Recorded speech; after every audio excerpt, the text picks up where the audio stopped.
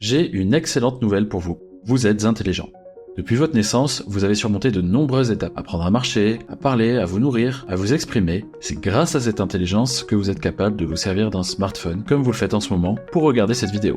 Globalement, vous savez des choses, et vous savez faire des choses. Jusqu'à présent, nous sommes les êtres les plus intelligents que nous connaissons. Mais laissez-moi vous annoncer une autre nouvelle. Il est probable, voire quasi certain, que nous rencontrions bientôt une intelligence plus avancée que la nôtre. Une entité qui ne dort jamais, qui n'est jamais fatiguée, qui peut travailler sans relâche et qui raisonne plus vite.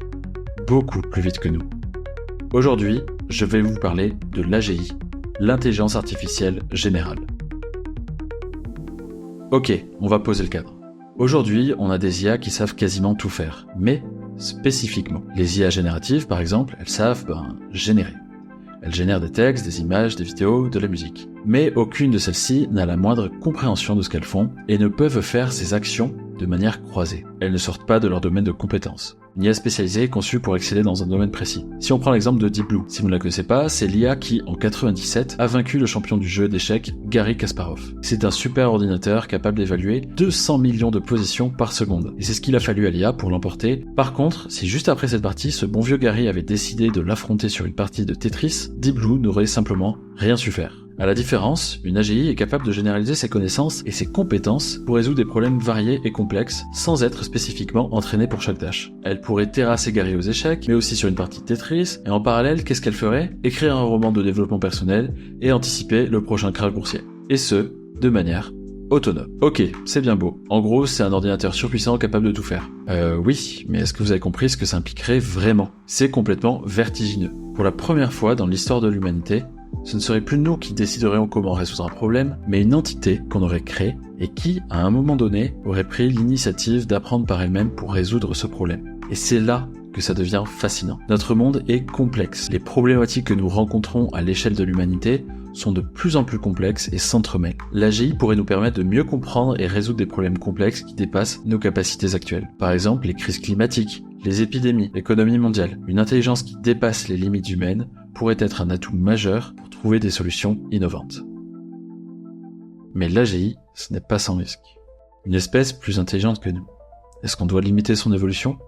Lui mettre des frontières ? Mais comment on fixe les limites ?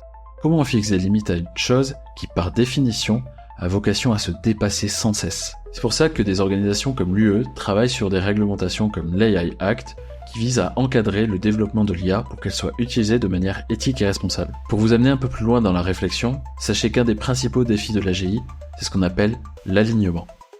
L'alignement, c'est s'assurer que les objectifs de l'AGI soient compatibles avec ceux des humains. Si par exemple une AGI décide que pour maximiser l'efficacité énergétique, il faut supprimer les êtres humains qui consomment trop de ressources, nous sommes légèrement perdants dans l'équation. Il y a aussi la question de la boîte noire. Beaucoup des systèmes d'IA actuels sont des boîtes noires. On sait ce qu'on leur donne en entrée et on voit ce qu'elles produisent. Mais le processus interne reste complètement opaque. Avec l'AGI, ce manque de transparence, ça pourrait être catastrophique. Si une intelligence générale prend des décisions autonomes, il est crucial qu'on comprenne pourquoi elle fait ses choix. Maintenant, imaginez si nous réussissons. L'AGI pourrait nous aider à créer des sociétés plus justes, à résoudre les crises climatiques et énergétiques. Elle pourrait inventer des nouvelles technologies, concevoir des systèmes économiques plus équitables, ou encore nous aider à éradiquer des maladies que nous ne savons pas encore traiter. L'AGI serait un compagnon de notre espèce pour des siècles à venir. Mais pour que ça fonctionne, il faudra la guider, la comprendre, et surtout ne jamais perdre de vue la frontière fragile entre le contrôle et l'autonomie.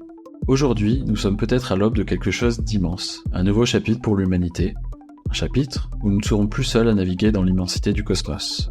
L'AGI est en train de naître sous nos yeux, et il nous appartient de décider quel rôle elle jouera dans notre histoire. L'histoire de l'AGI, c'est celle de l'humanité qui se réinvente et qui dépasse ses propres limites. C'est effrayant, c'est fascinant, et c'est peut-être la plus belle aventure jamais entamée par l'homme.